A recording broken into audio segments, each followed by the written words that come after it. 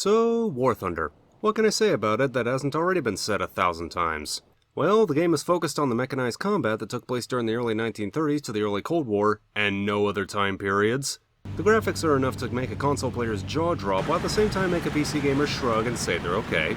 The vehicles are all very well designed and detailed, very diversified too, and it's all run by a very competent company who has the player base's best interests at heart. Right, having the premise out of the way, what about the basics? You have your planes, your tanks, and some boats too if you're into that sort of thing. All of these vehicles are split between the only 6 nations that participated in World War II, each of which you can pick and play according to your interests. You have your Freeaboos, Weraboos, Slavaboos, Teaboos, Weeaboos, Pastaboos, and Francoboos. So, what does this game cost you to play? Absolutely nothing! Except hundreds of hours of your valuable time and effort if you actually want to get anywhere in this game. Want that P-51 Mustang? Grind it. Want that Tiger tank? Grind it. Want that tank that maybe only 3 of were produced? Grind it. Want that prototype plane that was never made?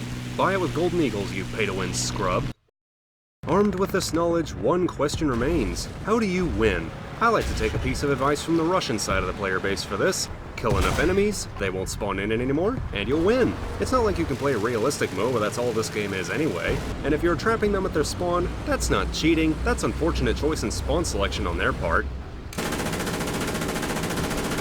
So, assuming you are dumped into a match with a bunch of donkeys, usually it's to fly or drive around and kill enemies, and do nothing else.